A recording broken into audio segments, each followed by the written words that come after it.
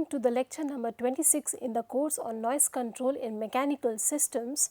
So, in this lecture we will study about some considerations that we need to do when we are trying to measure or do acoustical measurements.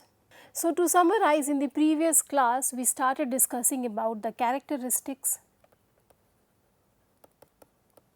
of microphones and DAQ, and then we studied about the sound level meter, the noise dosimeter, so various kind of acoustical equipment we studied about, and then we began our discussion on spectrum analyzers, which are essentially not a hardware but the software component which are configured to these kind of hardware equipment.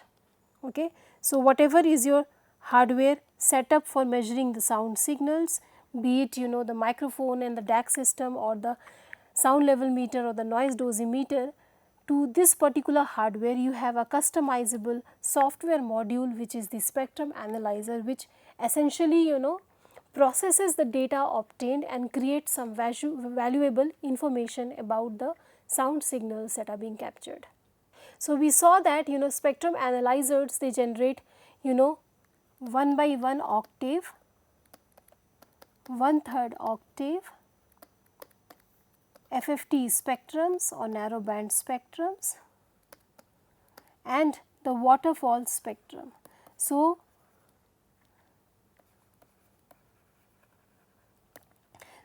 this 1 by 1 octave, this and this, these three kind of analysis that is typically done by a spectrum analyzer, we already saw in the last lecture. We will continue our discussion and see the last type of analysis for this course, which is the waterfall spectrum analysis, which is both a time and the frequency analysis. So, this is called as also time frequency analysis because here the variation with respect to time and the variation with respect to frequency both are seen together. So, what happens, you have, let us say a time domain analysis. Suppose you have a time domain analysis. So, which means that suppose you have the dB levels, this is how the dB level is varying with time. That becomes your time analysis or time domain analysis. In the various kind of frequency analysis, be it the octave, 1/3 octave or narrow band analysis, what you see is how dB is varying with respect to frequency. Now, if you want to see that how it is varying, the decibel levels or the intensity is varying with respect to frequency and time, then that is called as the time frequency analysis.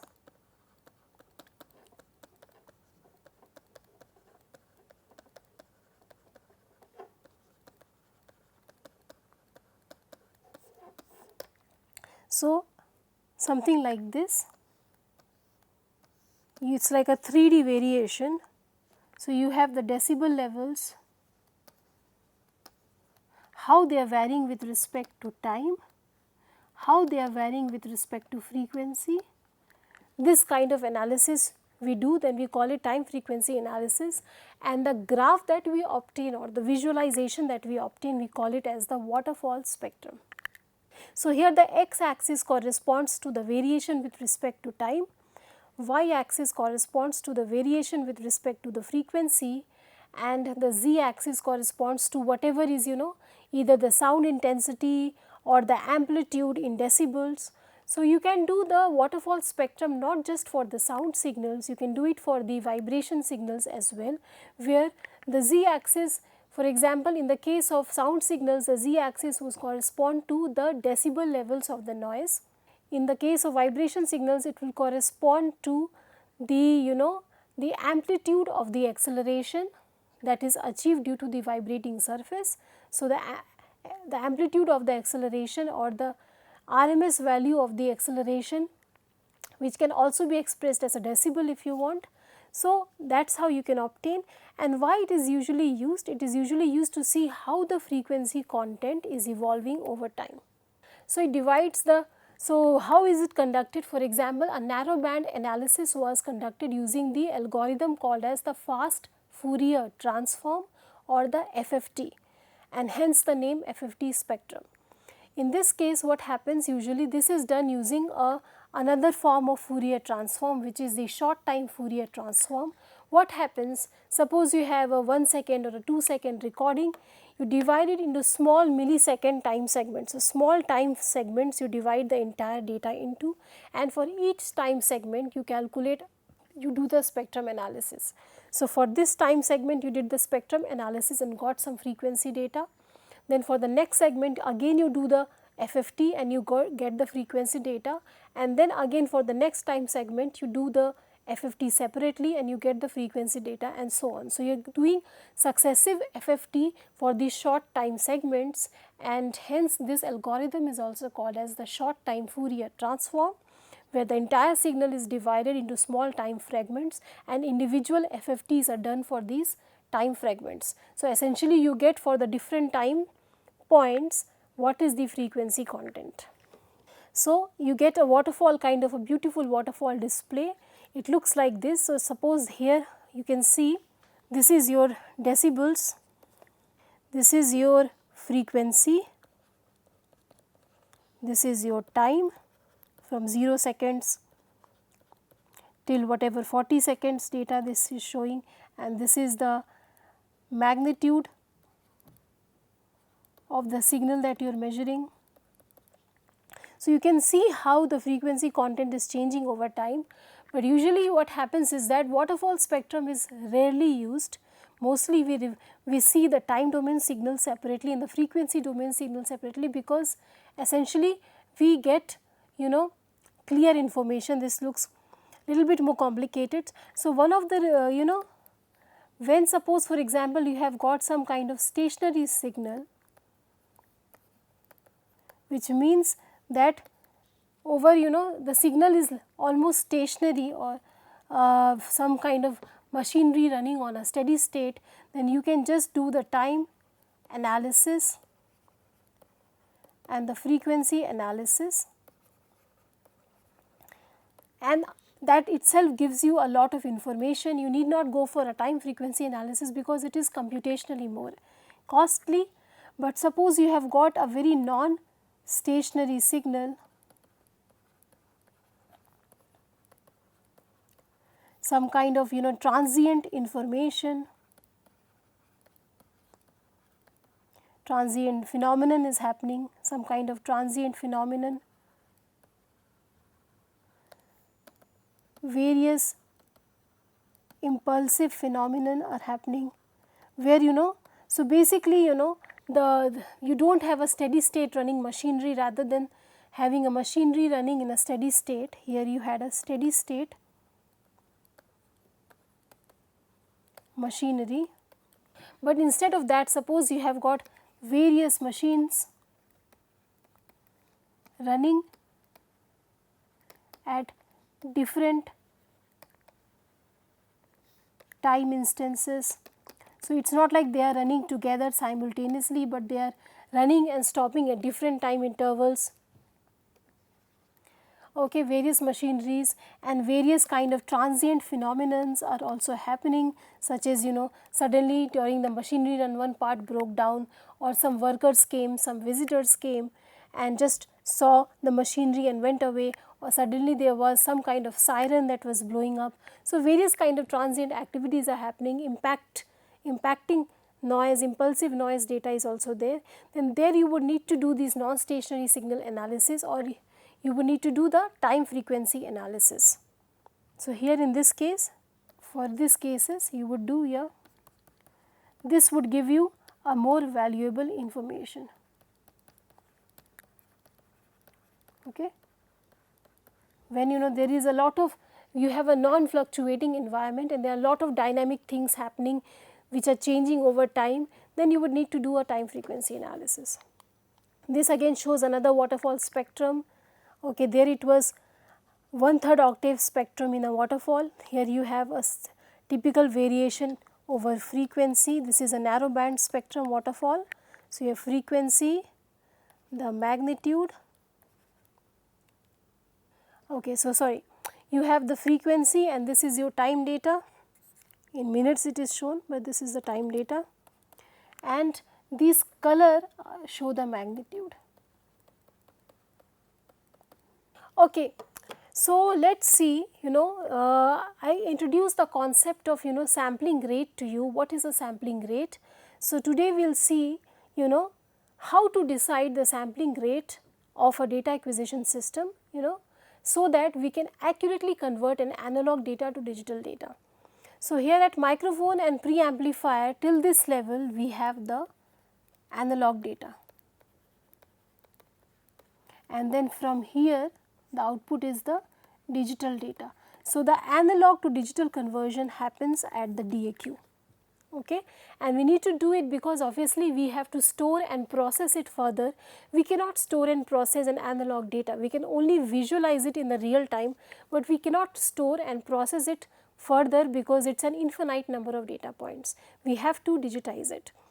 So, sampling rate or sampling frequency was introduced as the rate at which the discrete acoustic pressure data is collected. Okay. So, usually it is referred to as Fs, as a symbolic notation. So, it is the rate of collecting the discrete acoustic pressure data. It is usually measured in hertz or samples per second, kilosamples per second, and so on. So, one way to write this could also be that Fs, or the sampling frequency, is 1 by delta t. Here delta t is called as the sampling increment or simply the sampling interval. So, which means that suppose you had a certain signal, okay, some kind of this pressure is there and this is your signal. Okay. So, this is your signal, you have some signal, some acoustic pressure variation with respect to time. So, what you can do is, okay, at every delta t you can record a point.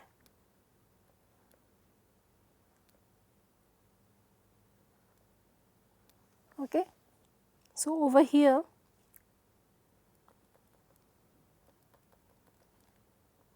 okay, the interval at which every new data point is collected, that becomes your sampling interval or sampling increment, and sampling rate would obviously be then the interval at which it is collected. So, it would be 1 by delta t or the rate of collection.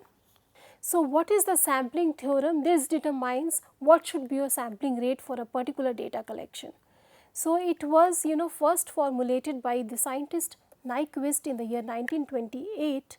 Later, Shannon, another scientist, he added important contributions to this particular theorem, and some wide-scale interpretations were made for digital signal analysis. So, together in the current digital signal processing, this is known as the Nyquist-Shannon sampling theorem.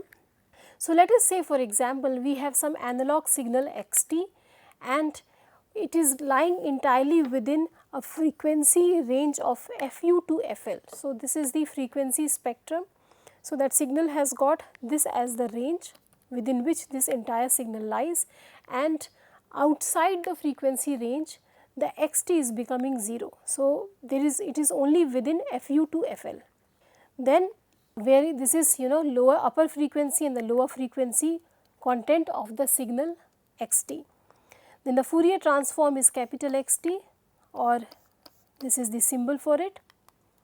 So, according to the sampling theorem, this analog signal xt can be uniquely represented by its discrete samples if and only if it is sampled using a sampling frequency that is larger than twice the maximum frequency contained in it. So, whatever is the maximum frequency content beyond which there is no such, because this is your signal xt, you want to accurately represent it using the digital points. You do not want to miss out any critical information. Then whatever is the maximum frequency content beyond which there is no further frequency contents inside xt. So, your sampling rate has to be greater than twice this f max. So, suppose here we have an xt which is lying between Fl to Fu, Fu being the upper range of xt, then Fs would be greater than twice of Fu. So, whatever is your maximum frequency of interest, if you want to measure some sound signal and you know that you want to measure it till this range, till let us say 6 kilohertz, 8 kilohertz or whatever. So, whatever is your maximum range of interest within which you want to measure a sound signal, it has to be then smaller than this Fs by 2 directly from this equation. So, your maximum frequency content has to be smaller than Fs by 2, which is the Nyquist frequency. We call this as the Nyquist frequency. So, that becomes your sampling theorem. Some examples, let us say, for example, I am trying to record audible sounds, right. Usually they are lying between 20 hertz to 20 kilohertz, that is our range of interest for most of the audible sounds. Then in that case, if we want to record all the kind of audible sounds in an environment, I can keep my sampling rate, which should be greater than twice this. So, it should be greater than 40 kilohertz for measuring all audible sounds. In the same way, we have another example. Let us say I have gotten certain machinery, some kind of engine or some kind of mechanical machinery, and it is usually generating the data in the low frequency. I do a spectrum analysis, or out of experience in the field of noise control, I know that this particular kind of machinery, it generates the data mostly in the low frequencies, and in the high frequencies the magnitude goes down. So, out of experience I know that for a certain machinery, let us say if this is your frequency and this is your dB, you know that the typical kind of variation is like this, and then it goes down like this. There would still be some noise present at all the various frequencies, but it drastically reduces beyond a certain point. Suppose I know that most of the sound is lying between 10 hertz, and let us say beyond this point, let us say this is 8 kilohertz, let us say this is the typical frequency content. I know out of experience and measurement that this is how the machinery measures. Then in that case, why should I bother to keep a high sampling rate? Because if sampling rate is high, then my computational cost is going to be high. The computational cost will be high, the processing requirement, the hardware requirement would also be high, overall cost is going to increase. So, why should I, even processing would take a lot of time. So, why should I bother with it if I know that majority of it is within 8 kilohertz, where everything is lying, and beyond that it is negligible compared to the whatever is the content, it is negligible compared to the content at the other frequencies. Then I can simply very safely set my sampling frequency greater than 16 kilohertz. So, I can keep it like, let us say I can keep my sampling rate as 20 kilohertz, and it should be good enough to measure. I do not need to go to 60 kilohertz, 70 kilohertz like that. So, based on this is an engineering judgment that you need to make, that okay, this is my range of interest and beyond which the magnitude is significantly low, then let me keep my sampling rate so that it satisfies this particular kind of theorem, and at the same time my computational efficiency is achieved. So, whatever is, so that kind of judgment needs to be made. Now, why do we have this sampling theorem? What happens if suppose you are not following this theorem and you are keeping a sampling rate quite lower compared to your twice the max frequency max. So, what happens if the signals are not satisfying? Then some phenomenon that is known as aliasing happens. Okay. So, what is this? It is a phenomenon where a high frequency signal is erroneously sampled as a low frequency signal. So, it may happen when the signals, they are not satisfying the sampling theorem. So, let us see one example of what is meant by aliasing. Let us say our original data is like this.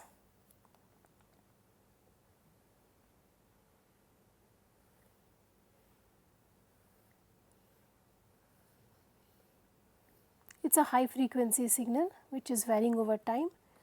This is your time scale, this is your pressure scale, and this is right now an analog data. And now I convert it into my digital form. So, let us say I have kept a sampling rate, that is Fs is much lower than your this. Okay. So, you are keeping a lower sampling rate than actually is required.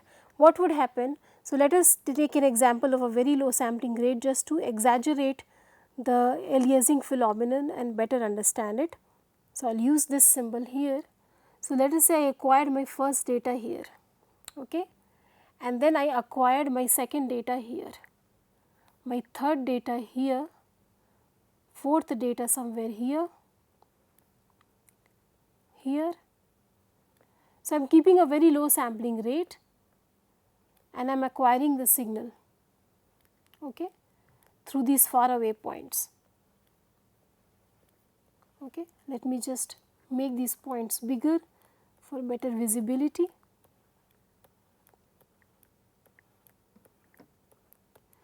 So, when I have acquired this signal, what will it look like?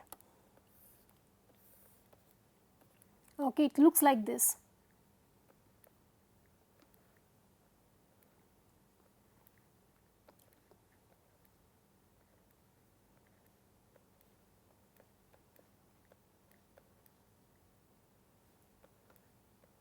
Something like this. So, the processor is then storing it.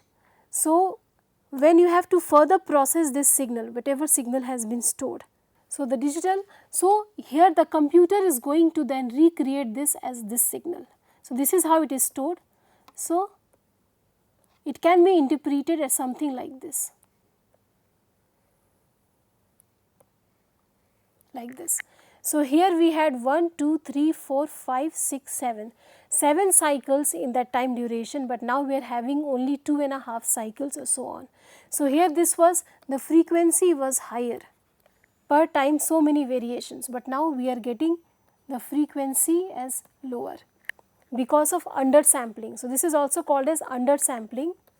So, you are not sampling enough information to recreate the signal accurately and you are missing out the higher frequency component, and that is why we take the maximum frequency of interest and based on that we decide a sampling frequency, so that because lower frequencies we will anyways capture, okay, but it is the higher frequency which will remain uncaptured, like that. And suppose instead of this now we had a next scenario where our sampling theorem was satisfied, same signal,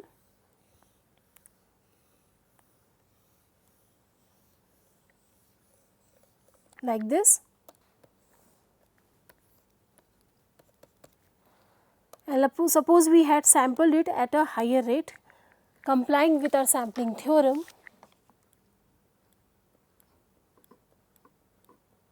So, at a much smaller time increments, okay, delta t here because Fs is higher, delta t is low, here Fs was low, delta t was higher. So, more number of points we are capturing per second,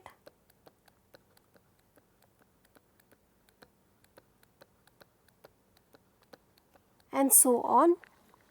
So, we are able to get these points for these signals.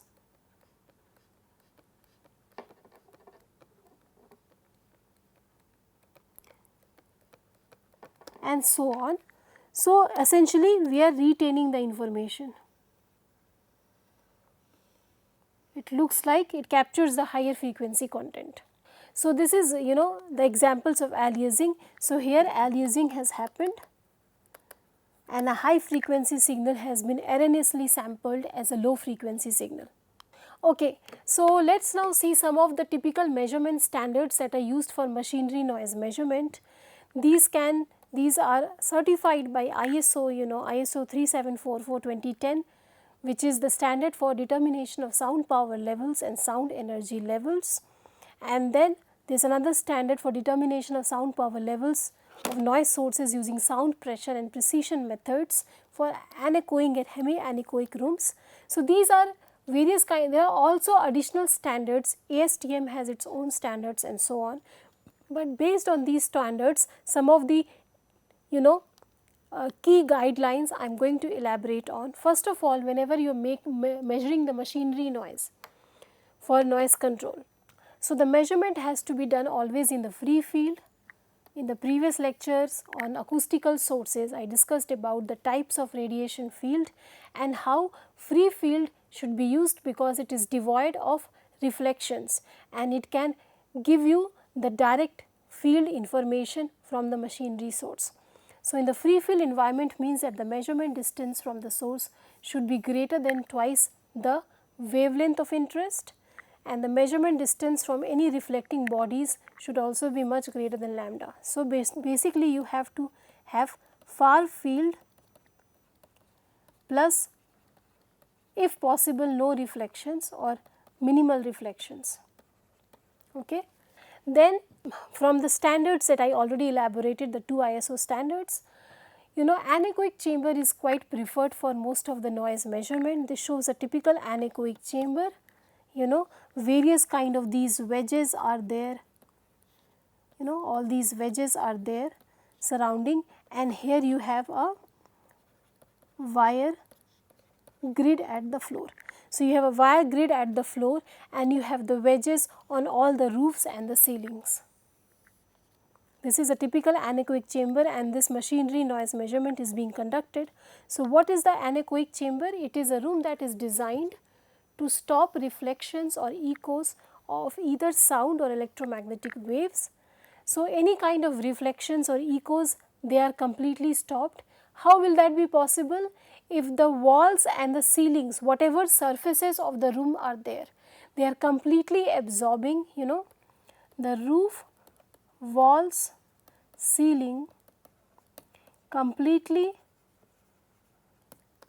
okay, it completely absorbs the incident sound.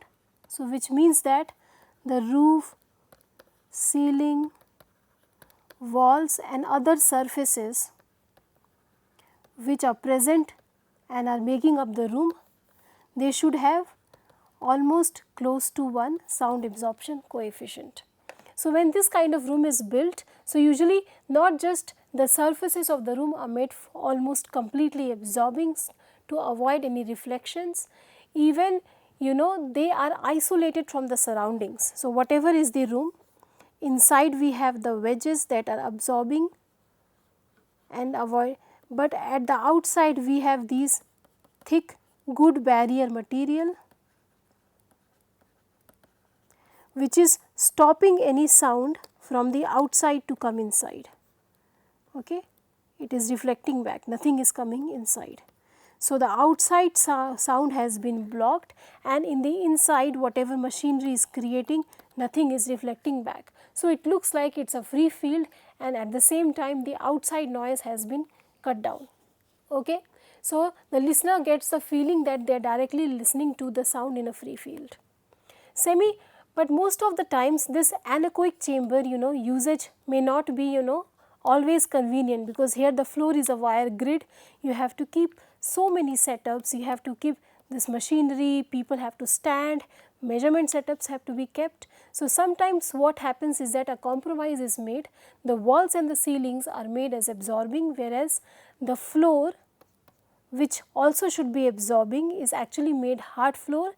So, then it becomes a semi-anechoic or hemi-anechoic chamber. So, the walls, ceilings, all of that are non-reflective in nature, but you have a solid reflecting floor, usually used, suppose when you use heavy machinery or lot of hardware setup is required, many personnel are required for measurement, people have to stand, lot of hardware setup, cables, lot of things are required and you have heavy machinery, then it is in that case it is not always feasible to extend, sort of suspend everything and stand on the wire grid and do a measurement. So, in that case you keep the floor as solid and reflecting, but then you use the walls and the ceiling which are non-reflecting.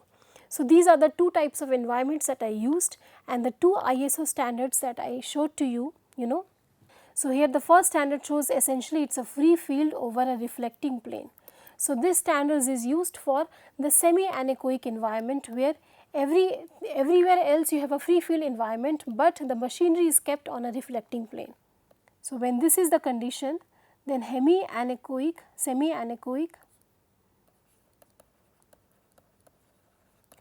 environment, this kind of standard can be used. So, these two standards, they have been developed precisely for that reason. If it is a fully anechoic room, then obviously you can directly measure and get the sound power levels, but if it is over a reflecting plane, then some kind of corrections are made which are available in these standards. Okay. So, another thing you have to ensure is that the microphone head should be pointing towards the source and the axis should be perpendicular to the measurement surface. So, suppose you have a machinery here which is radiating the noise in whatever possible directions, you should ensure that your microphone is pointing like this. This is your microphone head. Okay. So, it is pointing directly towards the machinery, perpendicular, and the axis here is perpendicular to this measurement surface.